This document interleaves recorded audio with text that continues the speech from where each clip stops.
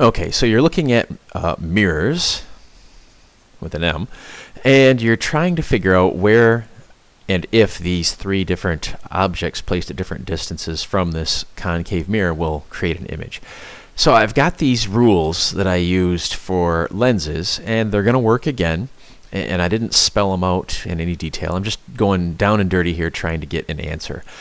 But before I get started, have you ever looked into a spoon from a distance?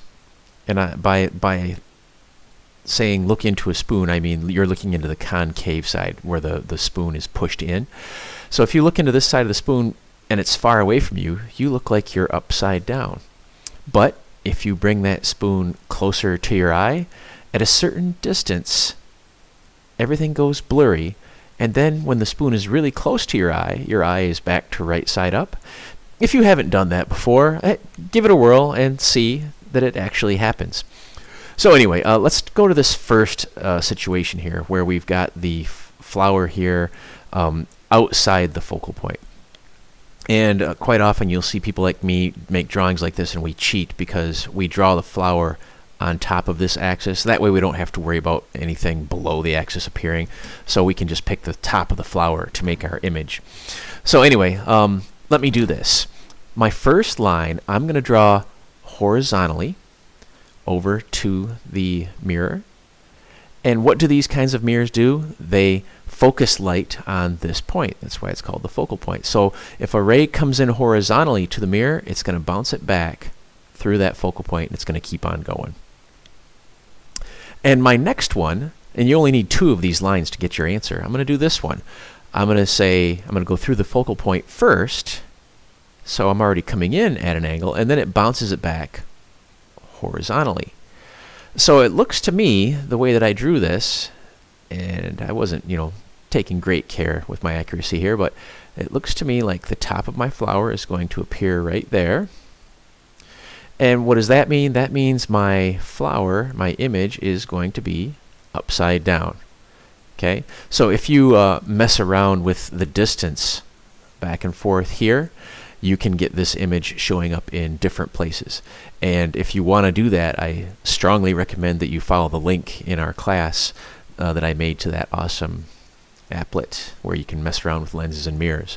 So anyway, that's 1 down and 2 to go. The next one that I drew here, we've got the object at the focal point. So I'm going to draw my first line again. I'm going to use this same rule. I'm going to go from the top of the object horizontally over, and it's going to bring that beam back through the focal point, and it's going to keep going. I don't easily have the far focal point going on here, and I don't know how to involve the same focal point again, because what am I going to do? I'm going to aim for the center of this mirror. So I'm going to aim for this spot right here. So if I aim for that spot right there, what angle is it going to bounce off at? It's going to bounce off at the same angle it came in at, and that's going to wind up going this way. Well, right off the bat, you see we have a problem. The problem is that these 2 lines are parallel. They never meet. So that means even if you think about the image might, who knows, maybe it's on the far side of the mirror you're thinking, but these lines never meet either. So if the object is at the focal point, then there is no image. And that's like this drawing right here when you're looking at the spoon and everything is blurry for a minute while you're bringing it toward your eye. So let me clean this up just a little bit down here, get rid of this arrow. So what do we do if the object is closer to the mirror than the focal point? Well, you can still do the first one. You can still draw a horizontal line and then bounce it back through that focal point. And then what are you going to do? Well, we could try and draw our center one again. So if we went from there and we aimed at this spot, what are we going to have? It's going to go like this, and it's going to bounce off like that. I don't know if I like that. Yeah, I don't think I drew that very well. Let me get rid of that. So if I draw this at the middle point right here, and I bounce it off, I guess that looks a little better.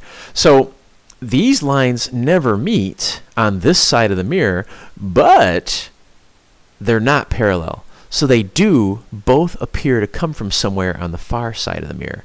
So if you follow this one back, it looks like it came from there. And if you follow this one back, it looks like it came from there.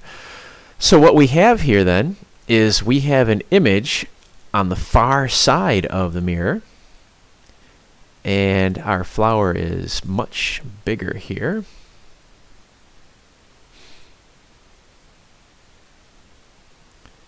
And so this corresponds to us holding the spoon right up to our eye, and our eye still looks right side up. So if you mess with that applet that I linked to in the class, you will get much more familiar with how to predict where a concave mirror will produce an image, if it does at all.